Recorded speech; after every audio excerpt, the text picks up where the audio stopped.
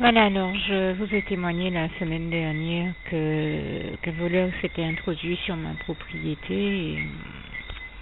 et bien sûr nous savons que comme il est écrit en Jean 10, verset 10 à 11, que celui qui est venu pour voler en fait c'est le diable et donc nous savons que quand quelqu'un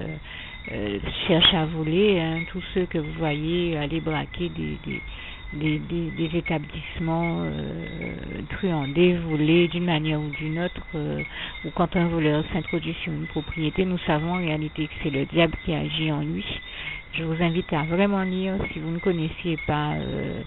ce passage de Jean 10, verset 10 à 11, à vraiment le découvrir ou à le redécouvrir si vous le connaissez déjà pour bien le méditer et l'engrammer, l'intégrer. Et donc, je savais très bien que c'était le diable qui agissait à travers ce voleur, mais comble du ridicule, j'ai envie de dire, pour le diable, c'est que, bien entendu, il a envoyé ce voleur chez moi, précisément au moment où Dieu, pour me bénir, avait envoyé tous les matériaux nécessaires à la comment dire ça, à l'amélioration, on va dire entre guillemets de l'habitat sur cette propriété. Je rends grâce et gloire à Dieu pour ça, dans la mesure où le Seigneur avait permis que le Seigneur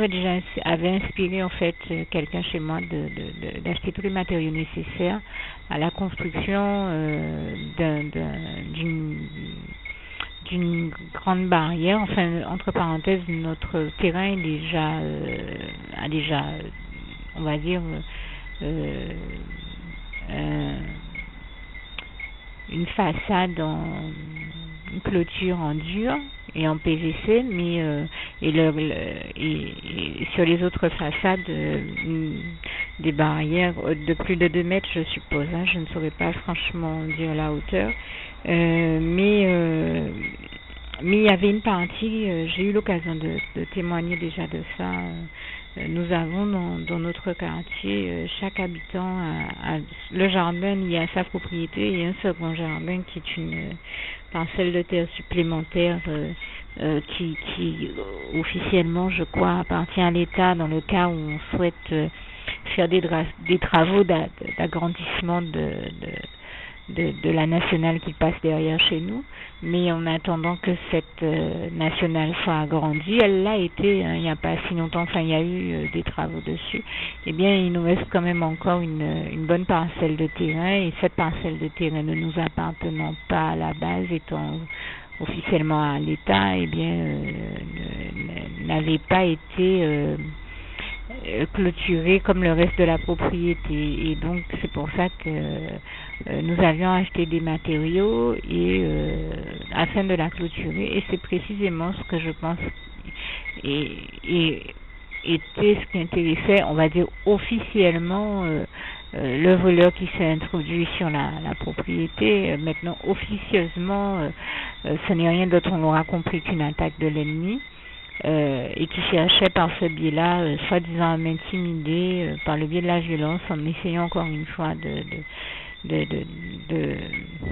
m'ôter la vie, et en se disant que s'il réussit à me tuer, il réussira aussi à m'empêcher de témoigner de la gloire de Dieu dans ma vie. C'est pour ça qu'il a déjà tout essayé pour me tuer, il n'y parvient pas. Il se dit que s'il réussit à me tuer, il réussira aussi à me tuer, à me supprimer avec toutes les informations que j'ai, tout ce que je sais qu'il ne voudrait pas voir être su, toutes les vérités que je connais, que je sais qu'il ne voudrait pas être su et révélé aux yeux de tous, parce qu'il se dit que il aimerait bien me voir mourir avec la part de vérité que Dieu a mise en moi, et toute la gloire en revient à Dieu, à Jésus et à son Saint-Esprit. Et il se dit qu'en me tuant, eh bien, il va m'empêcher de témoigner de la gloire de Dieu, et que la gloire de Dieu ne sera pas démontrée. Nous savons déjà comment il ne supporte pas que la gloire de Dieu soit démontrée. Malheureusement pour lui, je crois qu'il perd son temps une fois de plus. Il ne l'a toujours pas compris. Ça fait des années qu'il s'acharne, comme me disait un jour une sœur en Christ. Elle me disait, mais je sais pas pourquoi il s'acharne comme ça sur toi, à vouloir te tuer à chaque fois. Et bon, ça rime à rien, quoi, parce qu'on a très bien compris. À la limite, il y a un certain nombre de personnes maintenant à qui j'ai parlé et à qui j'ai transmis les informations qu'il ne veut pas me voir donner, donc elles sont sues, quoi. Alors j'ai envie de dire, ça frôle le ridicule. c'est le comble du ridicule même qu'il envoie un voleur, comme par hasard, le jour où on achète des clôtures pour clôturer le reste du terrain, et on comprend que c'est entre autres parce qu'il ne voulait surtout pas que ce terrain soit clôturé. Il espérait que ce voleur vole très certainement donc les mètres et mètres de fil barbelé qui ont été achetés pour finir donc d'entourer le terrain, en se disant que justement si on ne les rajoutait pas, eh ben c'était peut-être pour lui une possibilité de plus d'envoyer des voleurs sur ce terrain qui avait un déficit de clôture, enfin de fil barbelé par endroit. Donc comme par hasard, le soir où on a fait rentrer le fil barbelé, c'est là qu'il a envoyé un voleur pour essayer de le prendre. Mais grâce et gloire soit rendue à Dieu qui a mis au cœur d'ouvriers, donc des ouvriers, de venir faire les travaux dès le lendemain. Et bien sûr, la clôture a été très rapidement montée. Et je tiens à rendre grâce et gloire à Dieu parce que non seulement ces travaux-là ont été effectués, mais aussi ceux qui étaient vraiment impératifs, nécessaires et urgents sur un des poteaux porteurs de la maison. Un poteau pilier de la maison qui menaçait de s'effondrer, qui s'effritait déjà depuis qu'il y avait eu un tremblement de terre, je ne sais plus lequel. Nous avions des fissures et des poteaux qui s'effritaient. Eh bien, j'avais prié Dieu afin qu'il m'envoie des ouvriers pour finir ces travaux-là, puisqu'ils étaient urgents, et je rends grâce et gloire à Dieu. Je tenais à rendre grâce et gloire à Dieu qui a fait diligence, qui me les a envoyés. Donc tous les travaux nécessaires ont été effectués en 1 à 2 jours, et je tenais à rendre vraiment grâce et gloire à Dieu, et pour lui rendre grâce et gloire jusqu'au bout, à témoigner aussi que le plus beau dans tout ça, ça a été que les ouvriers aussi ont accepté le Seigneur par ce biais-là, et donc j'ai vraiment vu la victoire dans cette épreuve-là, la grande victoire que l'Éternel mon Dieu m'a donnée. Je le dis là encore, toute la gloire en revient à Dieu, à Jésus, à son Saint-Esprit. Non seulement l'ennemi n'a pas pu réussir à faire ce voleur s'emparer des maîtres de fil barbelé qui avaient été achetés, mais en plus il n'a pas pu non plus me tuer, puisque je suis encore vivante pour vous témoigner de cette réalité-là, et toute la gloire en revient à Dieu, à Jésus, à son Saint-Esprit. Et en plus, donc, non seulement je suis vivante, les travaux ont pu être effectués, les ouvriers ont accepté le Seigneur. Donc moi, j'y vois vraiment la très grande gloire de Dieu. Toute la gloire en revient à Dieu, à Jésus, à son Saint-Esprit. Et en plus, Dieu a même permis aussi, comme je disais, que l'ennemi lui-même se dénonce à travers quelqu'un. C'est-à-dire que si j'avais encore un doute sur le fait que j'ai très bien compris l'épreuve que j'ai vécue et la réalité de la situation que j'ai vécue, ce qui, je le sais, pour ceux qui sont du monde, n'est pas forcément évident à analyser, à intégrer et à décortiquer, à comprendre. Hein. Je pense que quelqu'un du monde verra dans cette situation une toute autre chose à y voir, alors que ceux qui sont en Christ et qui reçoivent ces rayons de lumière, son esprit de lucidité, de discernement, comprendront très bien que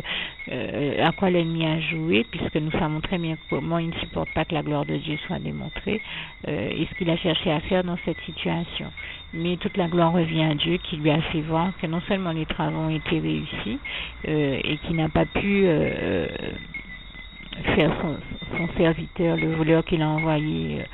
parvenir à prendre ce qu'il était venu chercher, mais en plus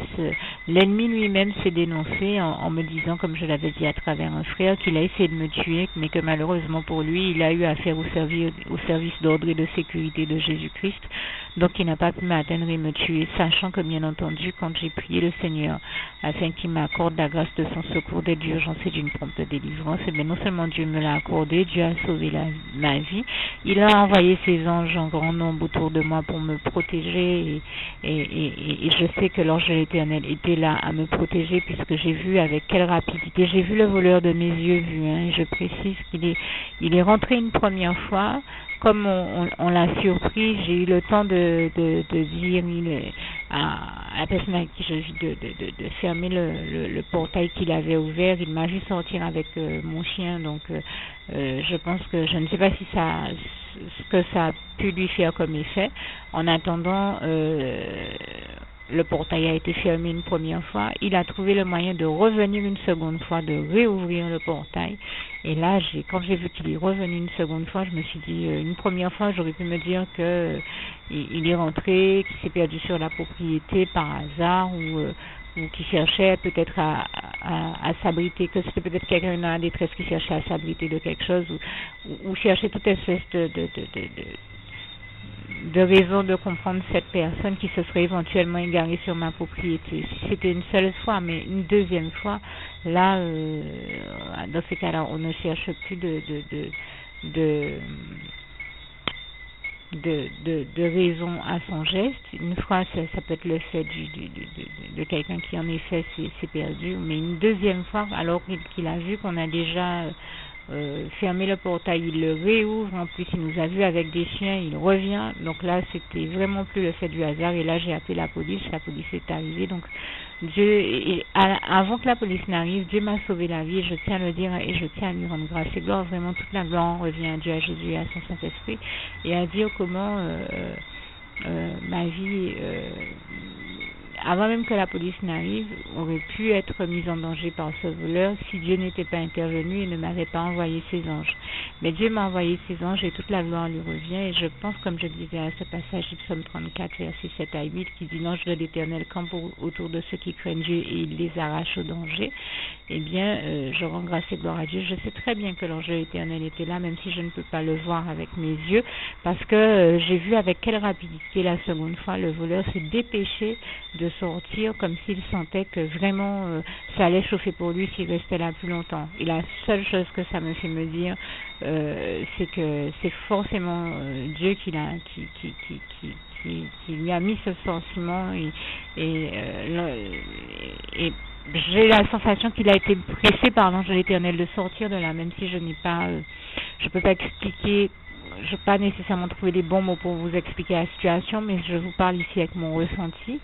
dans la mesure où je l'ai vu se dépêcher, mais se démener pour sortir. Il est sorti de profil dans l'interstice de la porte que lui-même avait réouvert. Donc c'était quelque chose qu'il fallait voir pour comprendre ce que je veux dire. Je veux dire qu'on sent que ces personnes-là, Dieu fait en sorte que ces anges combattent le diable à travers eux et toute la gloire revient à Dieu, à Jésus, à son Saint-Esprit qui là encore a eu une très grande victoire, tout comme il l'avait eu le jour où il a envoyé l'ange de l'Éternel intercepter un voleur qui cherchait à s'introduire sur ma propriété. Et ce voleur, un autre voleur, je vous avais déjà donné ce témoignage auparavant, et s'est retrouvé dans une telle situation, comme on dit, on peut se demander mais quel feu avait pris sur lui, dans quelle urgence il s'est retrouvé de se retrouver non seulement à ne pas pouvoir rentrer chez moi, mais à se dessaper, comme on dit, et à se retrouver dans une situation où il a été obligé d'enlever tous ses vêtements et de déposer sa cagoule et sa chemise et sa cagoule sur le monticule de barreaux de ma clôture en PVC que je pense que l'ange de l'Éternel avait fait voltiger à l'aide de sa tête. On a l'impression, quelqu'un me disait ça, quand je remarque, quand j'observe la scène que j'ai sous mes yeux le lendemain matin du jour où ce voleur avait essayé de s'introduire sur ma propriété, je me dis c'est un vrai miracle de Dieu, parce que non seulement le gars il est venu, il n'a jamais pu s'introduire, mais en plus Dieu lui a envoyé son ange. Il s'est retrouvé dans un combat avec l'ange. On a l'impression que l'ange l'a attrapé par le col de sa chemise, qu'il a fait voler avec sa tête tous les barreaux de la clôture, et les barreaux se sont amoncelés les uns sur les autres et ont formé un monticule, et au-dessus du monticule, le lendemain matin, j'ai trouvé sa chemise et sa cagoule, et c'était simplement, moi je pense que c'est vraiment l'ange qui l'a combattu et qui l'a amené à se démerder de déposer ça, de manière à ce que je me rende compte du combat spirituel qui a eu lieu devant ma porte la veille au soir, duquel je n'ai pas pu me rendre compte sur le moment puisque j'étais en prière et que le Seigneur m'avait demandé de rester en prière, et heureusement qu'il l'a fait parce que c'était pour me préserver d'avoir des émotions négatives inutilement. Et pour me protéger aussi, parce que comme dans ces cas-là, vous pouvez être sûr qu'il y a un combat spirituel qui a lieu qui n'est pas de l'ordre de la rigolade, même si nous ne le voyons pas avec nos yeux. Et je rends grâce et gloire à Dieu, à Jésus, à son Saint-Esprit à toute l'équipe, hein, la plus forte, puisque c'est celle de l'Éternel des armées. Il s'appelle l'Éternel des armées, donc il a envoyé son armée d'anges combattre pour moi, et je rends vraiment grâce et gloire à Dieu. Toute la gloire revient à Dieu, à Jésus, à son Saint-Esprit, l'Éternel, notre merveilleux Dieu d'amour, l'Éternel des armées. À chaque fois la victoire, et là il a eu la victoire à ce moment-là, puisque le voleur n'a jamais non seulement pu s'introduire chez moi, mais s'est retrouvé dans l'obligation de se déshabiller, de se dessaper, comme je disais, d'enlever sa chemise et sa cagoule.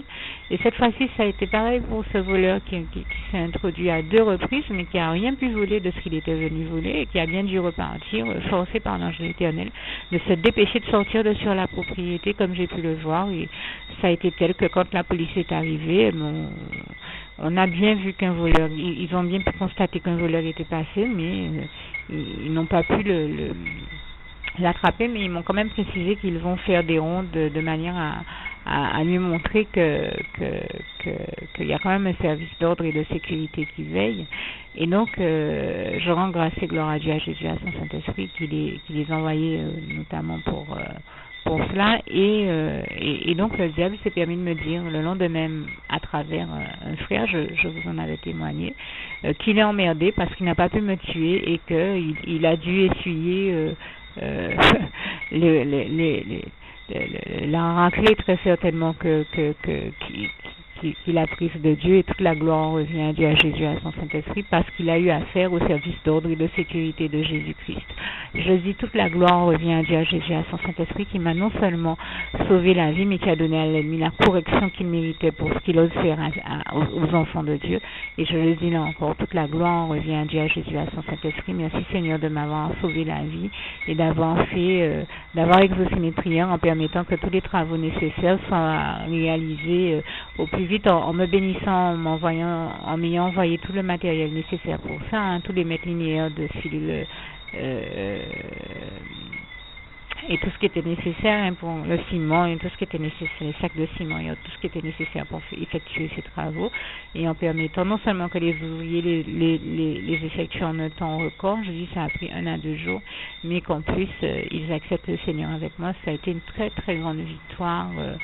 que Dieu a permise là encore dans ma vie. Je tenais à en témoigner. Toute la gloire revient à Dieu, à Jésus, à son Saint-Esprit. Merci Seigneur, je t'aime et nous t'aimons, nous tous tes enfants, et bien entendu j'invite tous ceux qui ne l'avaient jamais encore fait à faire la prière qui va suivre. Et je termine avec le souhait de mon cœur pour vous. Philippiens 4, verset 7. En vous disant que Dieu vous bénisse vraiment tous, et donc vous voyez, moi qui ai l'habitude de citer ce passage de Philippiens 4, verset 7, j'ai même du mal à le citer, moi qui suis c'est vraiment l'un de mes passages préférés. Je suis tout simplement émue en repensant à la réalité que j'ai vécue à ce moment-là, et à comment Dieu m'a sauvé la vie. Et c'est tout simplement ce qui m'amène à avoir même du mal à vous citer Philippiens 4, verset 7. Je vous invite tout simplement